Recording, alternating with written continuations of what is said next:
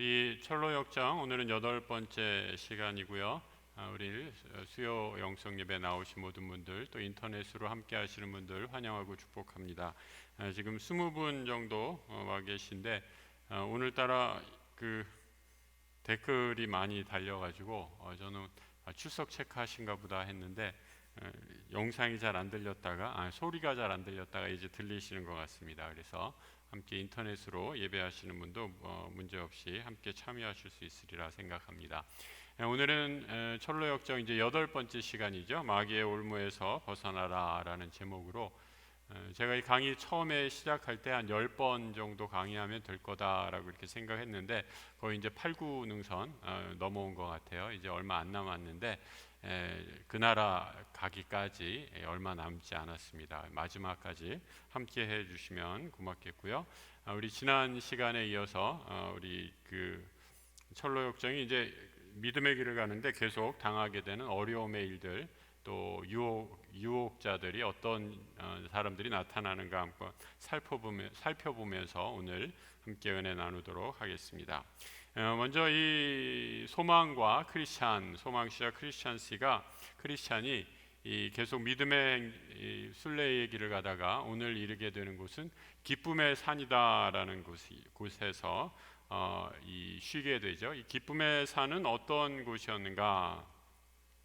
거기 둘째 줄부터 이렇게 나와 있죠. 정원과 과수원, 포도원과 샘들이 있어서 마음껏 물을 마시고 몸을 씻은 후 과실을 따먹었다. 이 길이 천성으로 가는 길입니까? 가는 길이 안전한가요? 아니면 위험한가요? 그때 여기 있는 목자들이 이렇게 말하죠. 안전하게 행하는 자들에게는 안전합니다. 하지만 죄인들은 비틀거리며 넘어질 것입니다. 라고 이 수수께끼 같은 말을 하고 있어요. 여러분 제가 나눠드린 그 교환에 이 호세아서 14장의 말씀을 써놨는데요. 이런 말씀이 있습니다. 누가 지혜가 있어서 이런 일을 깨달으며 누가 총명이 있어 이런 일을 알겠느냐. 여호와의 도는 정직하니 의인은 그 길로 다니거니와 그 다음에 어떻게 되죠? 그러나 죄인은 그 길에 걸려 넘어지리라. 의인의 길, 죄인의 길, 뭐 따로 이렇게 눈에 보이는 것이 아니라 내가 어떤 믿음으로 나아가느냐, 믿음으로 나아가지 못하느냐에 따라서 의인의 길과 죄인의 길이 나누어질 수 있다라는 겁니다. 아까 그림 다시 한번 보여주시죠. 첫 번째 그림. 이 기쁨의 산에서 크리스찬이 만난 사람은 4명의 목자가 나와요. 이 목자들의 이름이 어떤 사람인가? 목자들의 4명의 목자가 나오는데 지식이라는 목자가 있고요, 경험이라는 목자가 있고요, 경계함이라는 목자가 있고요, 또 성실이라는 목자가 있습니다. 저는 이 존 버년이 크리스찬이 순례 여정에서 이 구절을 쓰면서 이 부분을 쓰면서 아마 그 시대의 영적 지도자들의 자질을 아마 이 이름 속에 담아놓은 것이 아닌가라는 생각이 들어요. 그런데 이 자질이라는 것이 오늘날에도 마찬가지죠. 사람을 인도하는, 양무리를 인도하는 영적인 지도자들은 지식, 여기는 뭐 세상의 지식이 아니라 영적인 지식을 말하는 거겠죠. 하나님 나라, 또 말씀에 대한 지식과 경험과 경계함과 성실이 있어야 한다. 그래야 양무리를 잘 인도할 수 있다라고 이렇게 말하고 싶어서 이름을 이렇게 졌으리라 생각합니다. 그러면서 이 목자들이 이렇게 말하고 있죠. 우리는 당신들이 여기 잠시 머물면서 우리와 좀 더 친해지고, 이거 교제하고 싶다라는 말이죠. 또 이곳 기쁨의 산에서 나는 좋은 음식물과 몸과 음식물로 몸과 마음을 위로하고 떠났으면 좋겠습니다 라고 이렇게 말하고 있어요. 여러분, 이 순례의 여정이 어떻게 보면 고난의 연속이고 힘들어 죽겠네, 이 길 포기하고 싶네, 이런 여정만 있는 것이 아니라 이 길을 가다가 때로는 이 기쁨의 산에서 쉬면서 또 충전을 하면서 또 귀한 사람들, 또 하나님께서 예비해 주신 사람들과 교제하면서 새로운 기쁨을 누리게 된다라는 거죠. 그러니까 여러분, 우리 성도들의 이 순례의 여정이라는 것은 세상 사람들이 보기에는 저거 참 고생하는 길 같아요. 여러분 그렇지 않아요? 새벽에 일어나서 새벽 기도 가면 뭐라고 그래요? 이 새벽에 어딜 나가? 이러면서 잠이나 자지 이렇게 얘기하는 거 아니에요? 그리고 뭐 또 이 수요 예배 때 지금 막 저녁 식사들 하고 오셨잖아요.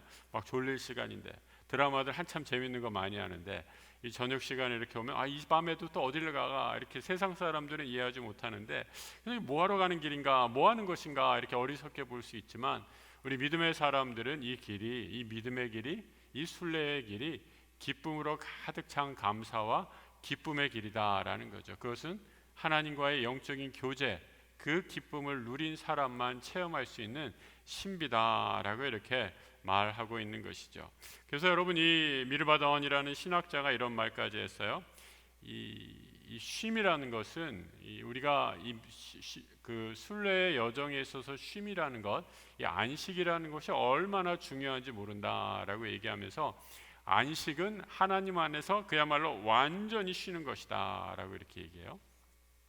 그래서 한 가지 더 덧붙이는 것은 무엇이냐면 그러니까 우리가 단순히 일 안 하고 노는 것을 쉬는 것이다라고 이렇게 얘기하는데 그것뿐만 아니라 안식은 세상에 있는 모든 근심과 걱정, 염려도 다 그 자리에 내려놓고 멈추는 것, 그것이 바로 참된 안식의 출발이다라고 이렇게 얘기하고 있어요.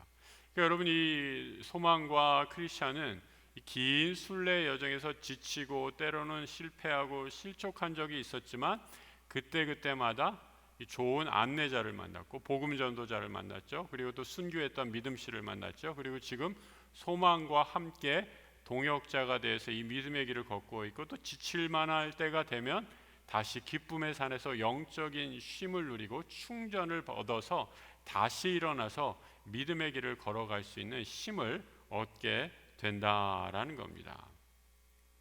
그래서 여러분 정말 이 좋은 그 교회는 어떤 교회인가? 한번 제가 이 부분을 준비하면서 한번 묵상해 봤어요. 여러분 오해하지 말고 들으세요. 좋은 교회는 어떤 교회인가? 담임 목사 없어도 잘 되는 교회, 담임 목사 없어도 부흥하는 교회가 잘 되는 교회다라는 생각이 들어요. 별로 아멘 안 하시네. 이 말의 의미는 무엇이냐면요. 여러분 이 담임 목사 특히 이 종교 지도자 우리 교회 지도자들이 착각할 수 있는 게 이 담임 목사가 가지고 있는 이 무거운 짐이 있죠. 그러다 보니까 하나님 사역을 하다 보면 착각을 하게 돼요. 어떤 착각을 하느냐? 하나님이 사역을 하는 게 아니라 내가 사역을 한다라고 착각을 한다라는 거죠. 그래서 내가 없으면 이 교회 망해, 혹은 뭐 나 없으면 이 교회는 안 돼라는 식의 착각을 할 수 있는데 그거는 완전한 착각이다라는 거죠. 그럼 담임 목사 없어도 하나님이 교회의 주인 되신다라는 거죠. 그래서 담임 목사 없어도 그런 의미에서 담임 목사 없어도 교회가 잘 되고 교회가 더 성장하는 것이 좋은 교회다라는 겁니다. 그 말은 다시 뒤집어서 얘기하면 무엇인가? 정말로 하나님이 하나님이 그 공동체의 주인이시다라는 것을 인정하는 교회가 믿음 안에서 점점 더 성장하고 부흥하는 교회다라는 거죠. 저는 우리 약수교회가 그런 교회가 되기를 꿈꾸며 기도합니다. 하나님이 우리 공동체의 주인이시고 인도자 되어주시고 참 목자 되어주셔서 우리 교회가 날로 하나님 안에서 성장하고 또 부흥하는 은혜의 역사가 있기를 축복합니다. 여러분 실제로도요, 잘 쉬는 사람 그리고 쉬지 못하는 사람과는 차이가 난다라는 거예요. 미국에서 실험을 한번 해봤어요.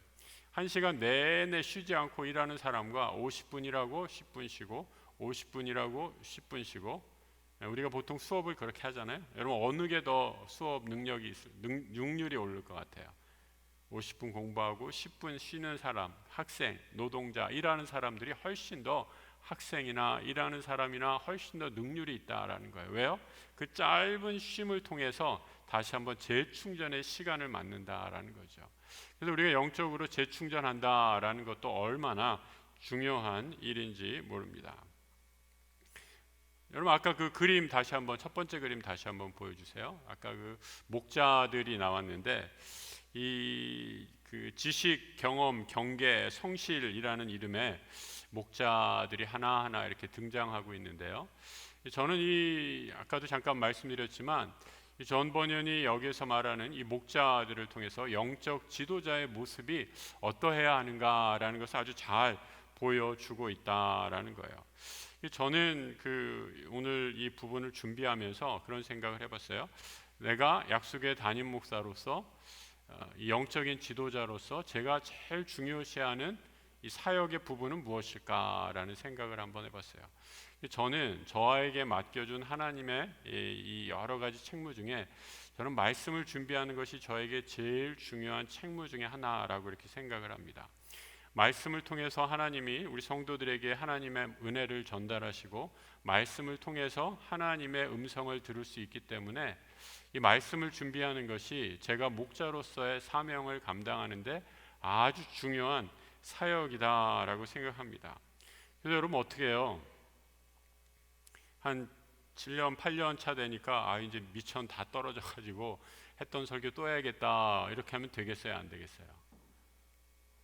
네? 그러면 안 되잖아요. 그래서 더 열심히 공부하고 더 열심히 준비하고 더 열심히 기도해야 합니다. 이 성경을 보는 건 물론이거니와 여러분 목회자는 신문도 봐야 돼요. 또 세상 돌아가는 것도 알아야 돼요. 세상이 지금 어떻게 변하고 있나라는 것들을 늘 숙지하면서 이 세상에서 요즘 현대 시대를 살고 있는 사람들에게 필요한 말씀을 전하기 위해서 이런 시대를 살고 있는 사람들에게 어떻게 하나님의 말씀을 전달해야 될까라는 고민과 책임이 늘 목회자에게 있다라는 거죠. 그러니까 존 버년은 17세기 이 시대 때 영국이라는 사회 속에서 막 청교도 혁명으로 또 국교회 또 카톨릭 이런 여러 가지 종교적인 종교 전쟁이 일어나고 정치적인 불안 속에서 참된 믿음의 길은 이거다라고 하면서 철로 역정이라는 아주 귀한 작품을 썼는데 이 시대에 오늘날 한국을 사는 우리 그리스도인들에게 2022년도를 사는 우리 그리스도인들에게 어떠한 하나님의 말씀, 이 성경에 기초한 하나님의 말씀을 전할 것인가라는 게 목회자인 저에게 또 우리 교육자들에게 주어져 있는 책무다라는 거죠. 그러니까 얼마나 여러분 이것이 무거운 책무입니까? 이 시대의 목사, 이 목회자들 또 우리 교회 목회자들을 위해서 기도해 주시기를 부탁을 드립니다. 경험이 있어야 돼요. 성실해야 돼요. 경계를 갖춰야 돼요. 또 뭐라고 얘기하고 있어요? 마지막에 신실해야 된다라고 이렇게 성실해야 된다라고 이렇게 말하고 있습니다. 이 목회자의 영적인 지도자의 자질이 우리 안에 있어야 한다라는 거죠. 이 영어로 인터그리티라고 이렇게 얘기하죠. 이 정직함. 이 시대의 이 목회자의 정직함이 참 떨어져서 참 문제가 되는 이런 시대에 살고 있습니다. 그래서 이 말씀을 잘 전하는 것은 물론이거니와 이 목회자가 또 정직해야 돼요. 정직하지 않기 때문에 이 실족해서 이 교회를 떠나는 사람, 신앙을 잃어버린 사람들이 얼마나 많은지 몰라요. 이 우리나라 초기 이 선교사님 중에 이 윌리엄 베어드, 숭실대학교의 설립자인 윌리엄 베어드의 부인인 애니 베어드라는 분이 계세요. 이분이 부산에서 사역을 하면서 애니 베어드가 어떤 이 아주 글을 잘 쓰는 분이었는데 어떤 선교를 했는가? 일종의 이제 사랑채 방 설교를 했어요. 이제 부산에서 거주를 하면서 자기의 집을 오픈해서 이 조선 사람들을 초대하는 거야. 조선 사람들을 초대하면서 이 조선 사람들이 그러니까 만나게 되니까 조선 사람들이 어떻게 살게 되고 어떤 삶을 갖고 있고 어떤 생각을 하는지 알게 되고 또 조선인들과 교제하면서 한국말을 배우면서 그런 글을 쓰고 거기 일어났던 일들을 하나하나 적으면서 이 책을 쓴 게 있습니다. 이것이 이제 번역이 되어서 나왔는데요. 여러분들 한번 꼭 기회가 되면 읽어봤으면 좋겠어요. 그 책 제목이 따라가네라는 책 제목이 재밌죠? 따라가네. 근데 그 책 가운데 나오는 일화 중에 하나가 한국인 이 애니 베어드 선교사님 그 집에서 일했던 한 한국인이 이 두 분 선교사님의 모습을 보면서 서양인 선교사들은 이런 점에서 조선 남성들과 다르다라는 것을 적고 있어요. 그 시대에 1900년도 말, 그러니까 19세기 말이죠. 1900년도 말이 아니라 1800년도 말, 19세기 말에 이 조선 사회의 남성들이 어떤 삶을 살았는지 이런 점에서 서양인 선교사들은 조선 남성과 다르다라는 거예요. 그래서 그 중에 세 가지를 꼽았는데 첫 번째 뭐라고 얘기하냐면 한 번도 남자가 여자 때리는 건 못 봤다. 이게 무슨 말이에요, 여러분? 19세기 말에 조선 남성들은 그렇게 여성들을 때렸나 봐요. 혹시 맞으신 권사님도 계세요? 그런 일이 없어야 되는데 그런 손찌검을 하는 남성들이 많았다라는 거죠. 두 번째, 남편에게 그러니까 그 애니 베어드 선교사가 남편에게 화내는 것을 보지 못했다. 이게 부부 싸움이 잦았다라는 거죠. 또 세 번째, 마지막, 절대로 거짓말하는 것을 못 봤다. 정직했다라는 거죠.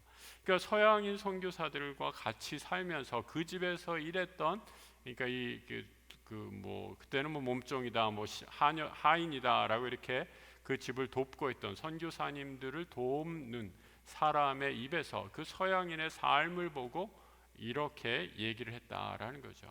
여러분, 그분들이 와서 복음을 전했을 때 이분들의 말은 믿을만하다라는 그런 신뢰가 쌓여서 이 인테그리티 속에서 말씀이 전해지니까 그 말씀이 조선 사람들의 고단한 삶 가운데 이 정말 뭐 여러 가지 가정 폭력도 당하고 뭐 사회적으로 억압이 되고 여러 가지 마음의 상처가 있는 사람들의 마음에 그 복음, 정직하고 거짓말 안 하고 또 부부가 서로 사랑하는 그 선교사들이 전하는 복음의 씨앗이 조선 사람들의 마음에 뿌려졌을 때 놀라운 복음의 열매가 맺어질 수 있었다라는 거죠. 그러니까 여러분, 우리가 이 복음 자체는 위대하고 생명력이 있지만 이 복음을 전하는 메신저가 어떤 역할을 하는가도 굉장히 중요합니다. 이 시대에 복음을 전하는 메신저, 우리 말씀을 맡은 우리 교육자들을 위해서 저를 포함해서 기도해 주시기를 우리 성도님들께 부탁을 드려요. 계속해서 기쁨의 산에서 이 충분한 쉼을 누리면서 안식을 누리면서 이제 그야말로 영적인 쉼을 보충하게 됩니다. 그러면서 이 네 명의 목자들이 순례자들을 어디로 인도하느냐라고 하면 실족 봉우리로 인도하게 됩니다. 그래서 실족 봉우리 이렇게 끌고 가죠. 그래서 저 아래 이 실족 봉우리 아래에 있는 저 낭떠러지 끝을 한번 보세요라고 하면서 소망과 크리스찬 씨에게 저 아래에 있는 그곳을 손가락질하면서 얘기해 주고 있어요. 그 절벽 아래에는 부서진 뼈는 부활이 없다고 주장하면서 믿음을 저버린 후메네오와 빌레도의 말에 귀를 기울이다 실족했던 이들의 뼈입니다. 그러니까 오늘 우리가 읽었던 디모데후서 2장 말씀에서 이 이름이 그대로 등장하고 있죠. 또 주의 봉우리를 소개해 주었는데 저 양반들도 여러분처럼 순례자였지만 도로의 상태가 험해지자 어떻게 했다고요? 참기를 버리고 다시 절망에 빠져서 절망 거인의 손에 사로잡혀서 의심의 성으로 붙들려간 순례자들이 많이 있습니다 라고 하면서 다시 한번 믿음의 길을 걸어갈 때 나태해지기 쉬운 그런 마음을 경계하면서 다시 한번 이 믿음의 길을 깨어 걸어가라 라고 이렇게 말을 해주고 있는 것이죠. 그러면서 이 기쁨의 산에서 충분하게 영적으로 쉼과 이 충전을 누리고 또 이 내 목자들로부터 이 아름다운 교제를 한 다음에 다시 믿음의 여정을 출발하게 되는데 그 첫 번째 만나는 사람이 무지라는 사람입니다. 이 무지라는 사람 사진으로 한번 보여주시죠. 어떤 사람인가? 아무것도 모르면서 다 아는 척하는 사람이에요. 이 얼굴이 그렇게 좀 여겨지세요, 여러분? 아무것도 모르는데 다 아는 척 그런 사람 같이 보이세요? 이 사람의 특징 뭐라고 얘기하는가? 이렇게 얘기한다라는 거죠. 나는 주님의 뜻을 아주 잘 알아요. 여태 선하게 살았어요. 빌린 돈은 여김없이 갚았고 기도와 금식도 빼먹지 않았고 11조를 꼬박꼬박 바쳤고 이웃 돕기 성금도 냈어요. 이런 좋은 일, 선한 일을 했는데 이게 크리스찬과 소망이 그럼 우리와 같이 이 믿음의 길, 순례의 길 갑시다 라고 이렇게 권하자 뭐라고 얘기하는가? 나는 내 신앙, my way, 내 신앙의 길이 있다라는 거예요.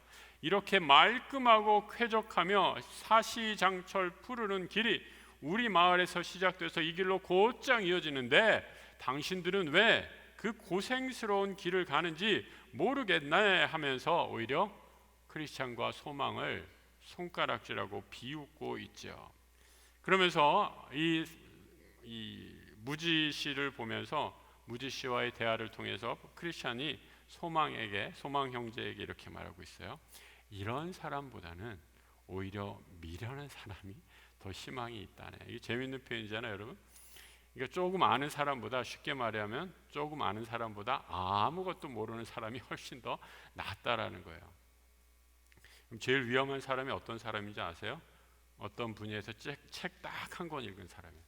책 딱 한 권 읽고 내가 다 안다라고 생각하는 사람이에요. 그런 사람들은 정말 감당이 안 되는 거죠. 성경 이 사람도 좀 보긴 봤어요. 그런데 자기가 보고 싶은 대로, 자기가 알고 싶은 대로, 자기가 믿고 싶은 대로 믿어서 그것이 내가 가지고 있는 신앙의 전부다라고 믿으면서 나는 이 길을 가겠다라고 이렇게 얘기한 거죠. 그래서 존 버녀는 이런 사람을 향해서 무지라는 이름을 붙였다라는 거죠. 참으로 영적으로 무지한 사람의 모습이 바로 이런 사람이다라는 겁니다. 거기 아래 잠언의 말씀을 제가 한번 써놨죠. 같이 한번 읽어볼까요? 내가 스스로 지혜롭게 여기느냐 그보다 미련한 자에게 오히려 희망이 있느니라 라고 잠언의 지혜자의 말씀도 이렇게 우리에게 전해주고 있습니다. 여러분, 그래서 지혜로운 사람은 남의 말을 듣는 귀가 있는 사람이에요. 들을 귀가 있는 사람이죠. 솔로몬 왕이 하나님께 간구를 하잖아요. 하나님이 솔로몬에게 나타나셔서 솔로몬아, 내가 이제 이 나라를 다스려야 되는데 내가 구할 것 내가 다 주마. 뭘 구하냐? 한 가지를 구하라 라고 이렇게 얘기하니까 솔로몬이 권력을 구한 것도 아니고 부를 구한 것도 아니고 뭐라고 구하느냐? 하나님, 듣는 마음을 주십시오. 듣는 마음을 주십시오. Listening heart를 주십시오. 이렇게 간구하고 있는 걸 보세요. 하나님이 그 솔로몬의 간구를 얼마나 기뻐하셨는지, 야, 너는 정말 다르구나. 너는 정말 지혜가 있는 사람이구나. 듣는 마음을 달라니. 이 듣는 마음이 모든 너의 삶의 근본이다라고 하면서 필요한 것을 더 축복으로 주시는 것을 보게 되죠. 이 들을 수 있어야 건강해지고, 들을 수 있어야 성장하게 되고, 들을 수 있어야 나의 잘못과 나의 부족함을 깨닫게 되는데, 많은 사람들이 이 듣는 귀가 망가져서 듣지 못하고 고집 가운데 살아갈 수 있다라는 거예요. 살아가게 된다라는 거예요. 여러분이 영어 가르치다라는 게 이제 teach라는 단어를 쓰잖아요. teach라고 이렇게 쓰는데, 이 재미있는 단어 가운데 하나가 teachable이라는 단어가 있어요. able라는 그 접미사를 붙이면 가르칠 수 있는 이런 이 단어가 돼요. 가르칠 수 있는, 어떤 사람을 가르칠 수 있는 대상이 된다라는 건 뭐예요? 내가 그 사람이 내가 어떤 것을 들을 수 있는 상태가 됐을 때 내가 무엇을 배울 수 있고 상대가 나를 가르칠 수 있게 된다라는 거 아니에요. 그러니까 듣는 마음, 이 듣는 귀가 이렇게 중요하다라는 거예요. 듣는 마음, 듣는 생각, 듣는 마음을 잊어버리면 아무리 좋은 진리의 말이 선포되어도 들을 수 있는 마음이 망가지기 때문이다라는 겁니다. 배우는, 듣는 축복을 누리시는 우리 성도들 되시기를 주님의 이름으로 축복합니다. 그 다음에 이 순례자들, 이 믿음의 순례자들이 여러 이 길을 가면서 실패하고 넘어지는 것을 봐요. 우리가 앞서 나왔던 이 유혹자들 이름이 쭉 열거됐었는데, 이 순례의 길을 가면서 그 사람들이 그 유혹자들에게 하나하나 넘어지는 것들을 크리스찬과 소망씨가 계속 여러 차례 이 기쁨의 산을 떠난 뒤에 무지를 만난 후에 하나하나 여러 명을 이 목격을 하게 됩니다. 그러면서 순례자들이 우리와 같이 믿음의 길을 출발했는데 이런저런 이유 때문에 실패하는구나 라는 것을 보면서 크리스찬이 그래, 이 믿음의 길을 갈 때 정말 중요한 것 두 가지가 있어 라는 것을 깨달으면서 책에서 이렇게 말하고 있어요. 자, 크리스찬이 내린 승리의 비결이 무엇인가? 뒷장에 이렇게 정리가 되어 있죠. 첫 번째, 우리는 무장을 하고 방패를 확실히 챙겨야 합니다. 그러니까 전쟁에 나갔는데, 영적 전쟁에 나갔는데 무기 없이 나갔다간 다 잡혀먹고 다 불화살에 맞아서 죽게 될 수밖에 없다라는 거죠. 그 예로 작은 믿음 씨가 사탄의 공격을 받을 때 그를 무찌를 수 없었던 것은 아무런 영적인 무기가 없었기 때문입니다. 실제로 우리가 무장을 안 할 때 마귀는 우리를 전혀 두려워하지 않습니다라는 거죠. 가장 좋은 무장 뭐예요? 우리가 지난번에 이 아름다운 성에서 크리스찬을 무장했던 것, 전신갑주를 입으면서 성령의 검, 말씀을 가지라라는 거지. 최고의 공격 무기 아니에요? 말씀처럼 좋은 무장이 없다라는 겁니다. 근데 이 무장을 하지 않고 믿음의 순례의 길을 떠났다가는 십중팔구 마귀의 사탄의 먹잇감이 되어버리고 만다라는 거죠. 두 번째, 우리는 주님이 함께 계시며 지켜주시도록 기도해야 합니다. 다윗은 기도로 사망의 골짜기에서도 기쁘게 다닐 수 있었고, 모세는 하나님 없이 전진하느니 차라리 그 자리에서 죽는 게 낫다고도 했습니다. 그러니까 여러분, 우리가 영적 전쟁에서 승리할 수 있는 비결 딱 두 가지, 여러분이 전혀 모르겠는 게 아니라 다 아는 거예요. 우리가 안 해서 그렇지. 뭐예요? 말씀과 기도. 그 두 가지를 뽑고 있는 거죠. 말씀과 기도만큼 우리를 영적 전쟁에서 승리케 하는 좋은 도구, 무기가 없다라는 것을 가르쳐 주고 있는 것입니다. 이 크리스찬이 많은 순례자들이 믿음의 길에서 실패하는 것을 보면서 이것만큼 중요한 것이 없다라고 하면서 전해주고 있는 이 승리의 비결이죠. 그러면서 또 하나, 이 속이는 자를 만나게 되죠. 이 속이는 자는 조금 더 교묘하게 순례자들에게 찾아와서 이렇게 유혹하는 것을 보게 됩니다. 두 갈래 길 중 어디로 가야 할지 고민하던 차에 낯빛이 어두운 남자가 하얀 망토를 두르고 다가와서 왜 여기서 서성거리고 있습니까? 라고 이렇게 묻고 있죠. 순례자들은 새 예루살렘으로 가야 하는데 이 길로 가야 할지 아니면 저 길로 가야 할지 모르겠다라고 이렇게 얘기했다는 거예요. 그러자 이 사람이 뭐라고 얘기했냐면, 나를 따라오시오, 나도 그리로 갑니다 라고 하면서 엉뚱한 방향으로 가게 되었는데, 무작정 따라가다 보니 이제 어떻게 됐는가? 사나이의 등에서 망토가 흘러내리는 순간, 정체가 드러난 거죠. 그 망토가 흘러내리는 순간 순례자들은 덫에 걸렸음을 직감했어요. 처음에는 뭐가 있는 줄 알고 따라갔는데 점점 시간이 지나 보니까 망토가 흘러내리면서 이 사람은 속이는 사람이었구나 라고 알게 되었다라는 거죠. 꼼짝없이 갇힌 그들은 어처구니 없는 실수를 저지르는 자신을 책망했습니다. 근데 이때도 이 속이는 자에게 속아 넘어갔지만 이 순례자들을 지켜주는 천사가 나타나서 이렇게 말했습니다.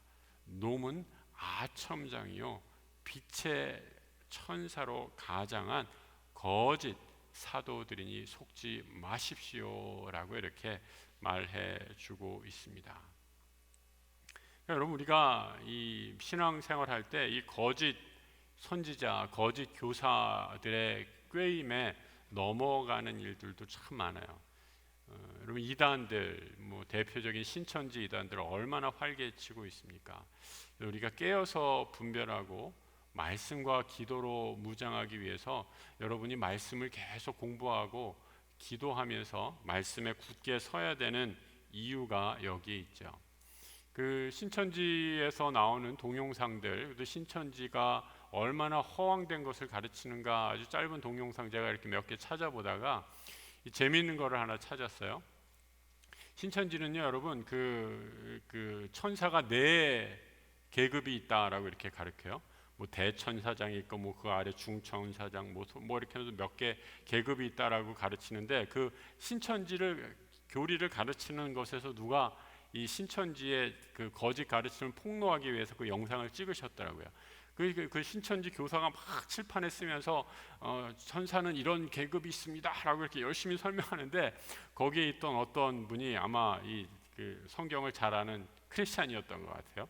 그 신천지 막 그 거짓 교리를 가르치는 분한테, 아니 그러면 천사가 4계급이 있다는 그게 성경 구절 어디에 있습니까? 이렇게 묻는 거예요. 그러니까 이 신천지 교사가 뭐라고 얘기했냐면, 여러분 한번 같이 성경 있으신 분 찾아보세요. 제가 이 구절은 찾지 못했는데 그 교환에 쓰지 못했는데 에스겔 에스겔서 28장 14절. 요즘 우리가 새벽기도 시간마다 에스겔서 읽고 있잖아요. 에스겔서 28장 14절. 성경 가지신 분 한번 찾아서 28장 14절을 한번 보세요. 그러면 에스겔서 28장 14절에 이렇게 돼 있죠. 찾으셨으면 한번 같이 벌써 찾아주셨네. 고맙습니다. 우리 방송부 진짜 빠르네요. 이 순발력이 놀랍습니다. 한번 같이 한번 읽어볼까요? 너는 기름을 부음을 받고 지키는 그룹이며 내가 너를 세우며 내가 하나님의 성전에 있어서 불타는 돌들 사이에 왕래하였도다. 여기에 네 단계의 천사가 나온다라는 거예요. 네 그룹의 천사가 나온다라는 거예요. 그 구절 계속 한번 좀 띄워주세요. 아니 여기에 어디 네 그룹이라는 천사가 나옵니까? 여기서는 그룹이라고 나오지. 여러분 이 신천지는요 그 그룹을 어떻게 이해했냐면 GROUP로 이해했어요. 우리가 한 그룹, 두 그룹, 세 그룹 해서 이렇게 반 나누지 1조, 2조, 3조, 4조로 이해했단 말이에요. 그런데 여기서 말하는 그룹은 히브리어 체루빔이에요. 체루빔. 그룹 사이에 천사들을 지키는 하나님의 보좌를 지키는 천사들을 그룹이라고 얘기했는데 히브리 말로 체루빔이라고 했는데 이거를 한글로 번역하면서 그룹으로 번역을 해놨다고 이 무식한 인간들 죄송해요. 무식한 사람들이 이거를 천사는 네 그룹이 있다 이러시면서 말도 안 되는 교리를 가르친다는 거예요. 그러니까 초딩 수준도 안 되는 교리를 가지고 사람들을 미혹한다라는 거죠. 그러니까 여러분 우리가 이 바른 신학, 바른 교회, 소위 말해서 이제 정통 교회가 좋다라는 것은요. 정통 교회는 오랜 역사 속에서 수많은 이단, 거짓 가르침, 거짓 교사들을 물리치면서 바른 교리를 만들어 오고 그 교리를 따라왔던 건전한 교회들이기 때문에 그 믿음의 공동체의 가르침을 우리가 잘 받아들일 반면에 이런 거짓된 가르침, 사람을 미혹하는 이 속이는 자들의 가르침에 대해서는 제대로 분별해야 한다라는 거죠. 여러분 우리가 어떻게 어느 때 속아 넘어갈 수 있어요? 내가 잘 모를 때, 내가 잘 준비가 안 됐을 때, 내가 이리로 갈까 저리로 갈까 흔들릴 때 언제든지 이런 유혹자들이 나타나서 우리를 잘못된 미혹의 길로 우리를 끌고 갈 수 있다라는 것을 잘 기억하면서 하나님께서 말씀하시는 것, 그 말씀에 깊이 우리가 뿌리를 내리고 신앙생활하는 우리 성도들 되시기를 다시 한번 축복합니다. 그리고 그 다음에 만나는 우리 또 유혹자가 누구였는가라고 하면 이 무신론자를 만나게 되죠. 이 크리스찬과 소망 형제가 이 길을 또 가다가 한 노인을 만나게 돼요. 아주 나이가 지극한 아주 그리고 뭐 지식이 있어 보이는 그런 노인을 만나게 됩니다. 이 사람의 이름은 무신론자였어요. 이 신이 있다라는 것을 인정하지 않는 사람이었죠. 그런데 크리스찬이 이 무신론자의 말을 듣고 조금 흔들려요. 왜 흔들리는가? 이 무신론자가 이렇게 말했다라는 거죠. 거기 박스에 있는 무신론자가 하는 말을 제가 옮겨놨습니다. 내가 무려 20년을 당신들이 가고 있는 이른바 거룩한 성을 찾아서 헤맸다. 하지만 시작한 날부터 지금까지 단 한 발자국도 진전이 없었네. 댁들보다 훨씬 더 오랜 길을 헤맸던 선배로서 장담하는데 새 예루살렘이라는 성이라는 데는 이 세상에 어디에도 없어. 난 지금 존재하지도 않는 동네를 찾는답시고 부정하고 살았던, 그러니까 여기를 찾느라고 이 새 예루살렘 천국을 향하여 갔던 그 모든 지난날의 시간들을 후회하면서 이제는 세상의 즐거움을 누리러 다시 돌아가는 길이요라고 이렇게 말하는 무신론자라고 이름하는 한 노인을 만났다라는 거죠. 그러니까 크리스천이 이 사람의 말을 듣고 좀 흔들려요. 정말 저 사람 말이 진짜일까? 무려 20년이나 헤맸다라는 거예요. 열심히 찾아 헤맸는데 다 결국은 도루함이 그 도루묵이었고 그 길을 찾을 수 없었고 내가 헛된 길 방황만 하다가 이제 끝났는데 이제 세상에 가서 그동안 못 누린 즐거움이라 누려야겠다라고 신사에 한탄하는 이 무신론자의 체념 섞인 말을 듣고 흔들리게 됐을 때, 그때 바로 옆에 이 믿음의 길을 가는 소망 형제가 크리스찬의 이 흔들리는 믿음을 깨우면서 이렇게 얘기하고 있죠. 조심하십시오. 그는 아첨꾼들 중 하나예요. 우리가 전에 이러한 친구들의 말을 듣다가 얼마나 큰 대가를 치렀는지 기억하세요. 뭐라고요? 시온산이 없다고요? 우리가 기쁨의 산에서 그 성의 문이 저기 멀리 있는 걸 이미 보았지 않습니까? 라고 하면서 소망이 자칫 해이해진 크리스찬의 믿음을 일깨워주고 있어요. 그러니까 여러분 참 이게 이 믿음의 동역자가 얼마나 중요한지, 소망이 약간 낙심했을 때는 크리스찬이 깨워주고 크리스찬이 막 헷갈려 할 때는 소망 형제가 깨워주고, 이게 서로 주거니 받거니 하면서 서로 믿음의 길을 갈 수 있도록 일깨워주는 이 모습이 얼마나 아름다운 모습인지 모르겠어요. 여러분 주변에 이런 분들 있으세요?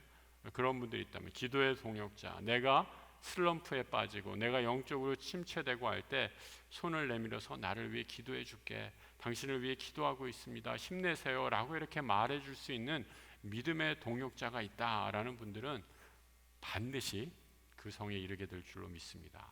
그런 분들 얼마나 행복한 분들이에요. 그런 분들을 꼭 마련하시면서, 아니 내가 그런 믿음의 친구가 되어 주시면서 이 믿음의 순례의 길을 계속 행진해 나갈 수 있게 되기를 축복합니다. 이 고린도후서 5장 7절에 이렇게 말하고 있죠. 이는 우리가 믿음으로 행하고 눈에 보는 것으로 행하지 아니함이다라는 거죠. 소망이 크리스찬에게 깨우쳐졌던 건 뭐예요? 지금까지 우리가 했던 믿음의 지난날의 순례 여정에서 우리가 만났던 사람, 우리가 때로는 길을 잘못 들고 실망하고 실족했을 때 복음 전도자님이 다시 나타났고 해설자가 나타났고 아름다운 궁전에서 우리가 만난, 또 기쁨의 산에서 만난 목자들이 해주었던 모든 말들을 한번 생각해 보게, 그때 우리가 다시 힘을 얻어서 일어나 가지 않았는가, 지금 여기 와서 포기하면 어떻겠는가 라고 하면서 다시 크리스찬을 일깨워 주었다라는 거죠. 그래서 크리스찬이 번쩍 정신이 들어서 다시 한번 믿음의 길을 걸어가게 됩니다. 근데 여러분 또 조금 더 걸어가다가 이제는 소망 형제가 이 크리스찬을 너무 이렇게 막 일깨우다가 진이 다 빠졌는 것 같아요. 조금 가다가 이제는 소망이 이 졸음이 서서히면서 졸게 생겼어요. 이렇게 얘기하고 있죠. 순례자들은 등을 돌리고 그 맨 아래 이 박스에 있는, 뒷장에 있는 맨 아래 있는 박스의 내용입니다. 걸음을 재촉했습니다. 무신론자 역시 두 사람을 한껏 비웃으며 아이고 저 어리석은 놈들 보게나 라고 하면서 비웃으면서 제 길로 가버렸습니다. 순례자는 어느 동네에 들어서자 몸놀림이 굶떠지고 저절로 깊은 밤에 빠지곤 했습니다. 이게 점점 힘들어진 거죠. 그러면서 소망이 이렇게 얘기해요. 왜 이렇게 나른해지는지 모르겠어요. 도저히 눈을 뗄 수가 없어요. 누워서 잠시 쉬고 갑시다. 그러자 크리스찬이 이제 소망을 다시 깨우는 거죠. 그러니까 아까는 크리스찬을 소망이 깨웠는데 이제는 정반대가 돼서 소망이 이제 크리스찬을 깨우고 있어요. 절대 안 된 말일세. 여기서 잠들면 다시는 일어나지 못해. 목자들 중에 마법의 땅을 조심하라 라고 했던 말이 기억나지 않는가? 그건 잠에 빠지지 않도록 주의하라는 뜻일세. 여러분 이 네 목자 중에 그 이름이 있었잖아요. 지식, 경험, 경계, watchful. 이 경계의 목자가 이 마법의 땅을 지날 때 반드시 너희가 졸음이 쏟아질 것이다 라고 이렇게 말해 주었는데, 그것을 크리스찬이 기억을 해낸 거예요. 그렇게 말하지 않았어요. 그건 잠에 빠지지 않도록 주의하라는 뜻이네. 그러므로 다른 사람들처럼 자지 말고 깨어 있으며 정신 바짝 차려야 한다네 라고 하면서 다시 소망 형제에게 일깨워 주고 있다라는 겁니다. 그래서 여러분, 저는 우리가 교회 공동체에서 믿음 생활을 같이 한다라는 게 참 얼마나 큰 축복인지 몰라요. 혼자서 신앙생활 할 수 있어요. 여러분, 그게 불가능하진 않아요. 근데 혼자서 신앙생활하면 힘들어요. 몇 배는 더 힘들어요. 왜요? 내가 이 믿음의 순례의 길 계속 할 동안에 1년 내내 100m 달리기 하듯이 그 천국 가는 그 순간까지 1년 내내 뭐 그 나라 가는 순간까지 그때까지 뭐 천국에 이르기까지 똑같은 스피드로 똑같은 힘으로 전력 질주하는 게 아니라는 거죠. 어쩔 때는 쉴 때도 있고, 어쩔 때는 실족할 때도 있고, 어쩔 때는 넘어질 때도 있고. 그때 어떻게 돼요? 우리와 함께 믿음의 길을 걷고 있는 우리 믿음의 동역자들, 기도의 중보자들, 함께 우리 신앙생활하는 우리 공동체 안에 형제 자매들이 서로 손을 붙잡고 이뤄주면서 우리 하나님이 예비하신 저 믿음의 이 목적지 거룩한 성이 이제 얼마 남지 않았습니다. 좀 더 힘내세요 라고 손을 붙잡고 나아갈 수 있다라는 거죠. 그래서 맨 마지막에 여러분 전도서 4장 9절 이렇게 써놨어요. 같이 한번 읽어볼까요? 두 사람이 한 사람보다 나으면 그들이 수고함으로 좋은 상을 얻을 것임이라 라고 이렇게 말씀하고 있습니다. 여러분, 그래서 옆에 있는 분들에게 한번 이렇게 말씀해 주세요. 눈을 보면서 지그시 졸린 눈을 하지 마시고 옆에 있는 분들에게 옆에 계주셔서 감사합니다. 그리고 한마디 더 해주세요. 날 깨워주셔서 감사합니다. 날 깨워주셔서 감사합니다. 여러분, 우리 옆에 계신 분들이 내가 믿음의 길에서 때로는 실족하고 넘어지고 좌절하고 힘들어할 때 나를 깨워주고 내 손을 붙잡아주는 소망이 되고 크리스찬이 되고 믿음씨가 되는 줄 믿습니다. 이 놀라운 축복으로 오늘 우리에게 주어진 믿음의 길, 또 계속해서 그 나라 갈 때까지 달려가는 하나님 나라의 순례자들 다 되시길 우리 주님의 이름으로 축복합니다.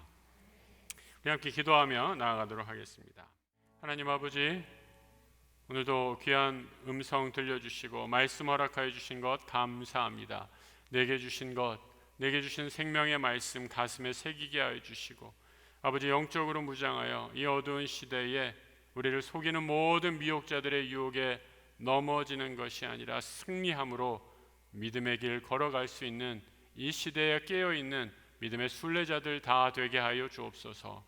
살아있는 믿음의 공동체, 하나님의 말씀이 살아있는 우리 약수교회를 허락해 주셨사오니 이 믿음의 공동체 안에 서로 기도하며 동역자 되어 서로가 서로의 손을 붙잡아 일으켜주고 이 믿음의 길 함께 걸어가는 귀한 아름다운 하나님 나라 천국 공동체 되게 하여 주옵소서. 지금은 우리 주 예수 그리스도의 은혜와 우리 하나님 아버지의 크고도 놀라우신 사랑하심과 성령님 우리 안에 역사하시고 인도하시는 은혜가 하나님의 말씀 붙잡고 이 시대의 영에 사로잡혀서 미혹의 영에 빠져 살아가는 것이 아니라 오직 진리의 말씀 가운데 기도로 무장하고 승리하며 나아갈 것을 다짐하는 천국의 순례자들 위해, 하나님 나라의 자녀들 위해 지금부터 영원토록 함께 하시기를 간절히 축원하옵나이다. 아멘.